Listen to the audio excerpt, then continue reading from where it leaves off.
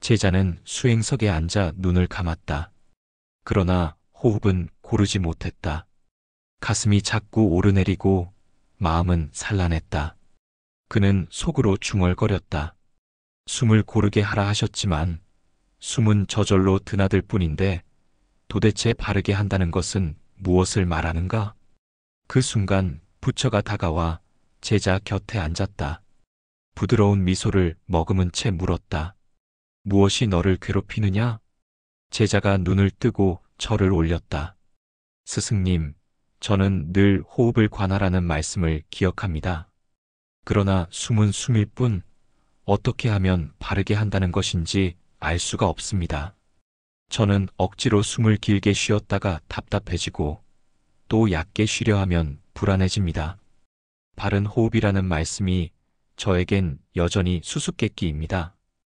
호흡은 단순한 숨이 아니다. 부처가 고개를 끄덕이며 말했다. 호흡은 단순히 공기의 드나들미 아니다. 호흡은 내 삶의 그림자요. 내 마음의 거울이다. 내 마음이 조급하면 호흡도 조급해지고 내 마음이 고요하면 호흡도 고요하다. 마음은 보이지 않으나 호흡은 보인다. 그러니 호흡을 보는 것은 곧 마음을 보는 길이다.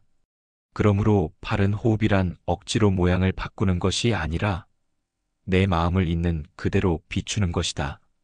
숨을 바로 본다면 내 마음을 바로 보는 것이니라. 제자가 눈을 크게 떴다.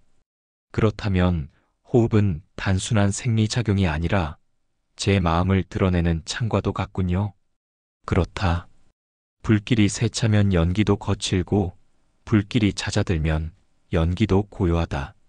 호흡은 마음의 연기와 같다. 그러므로 바른 호흡을 본다는 것은 곧 마음의 불길을 다스리는 것과 다르지 않다. 제자가 다시 물었다. 그렇다면 바른 호흡이란 긴 호흡입니까? 아니면 짧은 호흡입니까? 부처가 고개를 저었다. 바른 호흡의 첫째는 자연스러움이다. 억지로 길게 쉬거나 억지로 얕게 쉬면 이미 바르지 않다. 강물은 산에서 흘러내릴 때 저절로 길과 깊이를 정한다. 억지로 방향을 꺾으려 하면 둑이 무너지고 물은 혼탁해진다. 숨도 그러하다.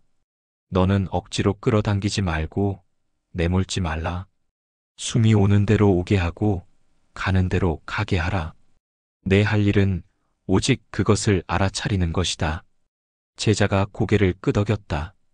그렇다면 바른 호흡의 시작은 조절이 아니라 관찰이라는 말씀이군요. 그렇다. 관찰은 억지가 없고 억지가 없을 때 숨은 본래의 맑음을 드러낸다. 깊음과 온전함. 부처는 다시 설명했다. 호흡이 자연스러워지면 저절로 깊어진다. 얕은 호흡은 마음이 산란한 징표이고 깊은 호흡은 마음이 가라앉은 징표다. 그러나 깊음을 만들려 하지 말라. 억지로 숨을 누르면 가슴이 막히고 오히려 마음은 더 거칠어진다. 마음이 고요하면 숨은 저절로 땅속 샘물처럼 깊어진다. 바른 호흡은 코끝에서 시작해 가슴을 지나 아랫배까지 내려가야 한다. 숨이 배에 닿으면 너는 온전히 지금 이곳에 머물게 된다. 그것이 온전한 호흡이다. 제자는 손을 배에 얹고 조심스레 숨을 들이쉬었다. 스승님, 정말로 숨이 배에 닿으니 가슴이 가벼워지고 마음이 조금은 잔잔해집니다. 부처는 말을 이었다. 그러나 무엇보다 중요한 것은 알아차림이다. 들이쉬면 들이쉰다 하고 내쉬면 내쉰다 하라. 숨이 길면 길다 하고 짧으면 짧다 하라. 숨의 감촉, 속도, 무게를 있는 그대로 알아차려라. 숨은 언제나 현재에 있다. 어제의 숨은 이미 지나갔고 내일의 숨은 아직 오지 않았다. 숨을 따라가면 현재에 머물게 된다. 그러므로 바른 호흡이란 호흡을 통해 현재에 머무는 것이다. 제자는 눈을 감고 숨을 따라가 보았다.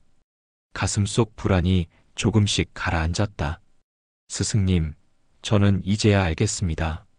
숨을 따라 현재에 머문다는 것이 바로 수행이군요.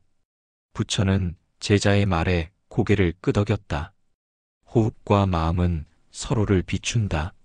마음이 거칠면 호흡도 거칠고, 호흡을 고르면 마음도 고요해진다. 그러나 시작은 호흡에서 하는 것이 좋다. 마음은 잡히지 않지만 호흡은 몸과 함께 있어 붙잡을 수 있기 때문이다. 그러므로 호흡을 관한다는 것은 마음을 관하는 가장 쉬운 길이다. 그래서 나는 제자들에게 언제나 호흡을 관하라고 가르친다. 제자가 물었다. 스승님, 바른 호흡은 좌선 중에만 하는 것입니까? 아니다. 호흡은 내가 태어난 순간부터 죽을 때까지 이어지는 것이다. 밥을 먹을 때도, 길을 걸을 때도, 대화를 나눌 때도 호흡은 함께한다. 바른 호흡은 좌선에만 머무는 것이 아니라 삶 전체에 스며야 한다. 화를 낼 때 호흡을 살피면 분노가 힘을 잃고, 불안에 휩쓸릴 때 호흡을 살피면 두려움은 줄어든다. 호흡은 삶을 수행으로 바꾸는 달이다. 부처는 잠시 눈을 감았다가 말을 이었다. 호흡은 단지 너의 마음만 다스리는 것이 아니다. 바른 호흡을 하다 보면 너는 다른 존재와 연결되어 있음을 알게 된다. 내가 들이마시는 공기는 나무가 내쉰 것이고, 내가 내쉬는 공기는 숲이 받아들이는 것이다. 호흡은 혼자의 것이 아니라 모든 생명이 함께 나누는 길이다. 그러므로 바른 호흡은 차비와 연결된다. 숨을 들이쉴 때는 내가 평온해진다 하고, 숨을 내쉴 때는 모든 이가 평온해지기를 기원하라. 그 순간 호흡은 개인의 수행을 넘어 세상을 품는 수행이 된다. 제자의 눈이 촉촉해졌다. 스승님, 이제 호흡이 단순히 제 몸을 유지하는 것이 아니라 모든 생명과 이어져 있다는 것을 느낍니다. 제자는 눈을 감고 호흡을 따라가 보았다. 들이쉴 때마다 마음이 차분해지고, 내쉴 때마다 세상의 따뜻한 기운을 건네는 듯했다. 그는 속으로 조용히 중얼거렸다. 바른 호흡은 억지로 만드는 것이 아니구나. 자연스럽고 깊고 온전하며 알아차림 속에 있고 삶과 차비로 이어지는 것이구나. 그 순간 제자는 알았다. 호흡은 단순한 숨이 아니라 삶 전체를 꿰뚫는 길임을. 부처는 조용히 말했다. 호흡은 늘 너와 함께 있는 것이다. 내가 길을 잃을 때마다 돌아가면 호흡은 언제나 너를 현재로 데려올 것이다. 호흡을 잃으면 삶을 잃고, 호흡을 바르게 알면 삶을 바로 알게 된다. 그러니 호흡을 가볍게 여기지 말라. 호흡 속에 수행이 있고, 호흡 속에 지혜가 있으며, 호흡 속에 해탈의 길이 있다. 제자는 머리를 숙이며 말했다. 스승님, 저는 이제 알겠습니다. 호흡을 바로 한다는 것은 숨을 조작하는 것이 아니라 숨을 지켜보며 지금 여기에 머무는 것이며, 그것을 삶 전체와 연결하는 것입니다. 그리고 그 호흡 속에서 자비와 지혜가 함께 자랍니다. 부처는 미소 지었다. 그렇다. 이제 내가 어디서든 호흡을 잊지 않는다면 그곳이 곧 도량이 될 것이다.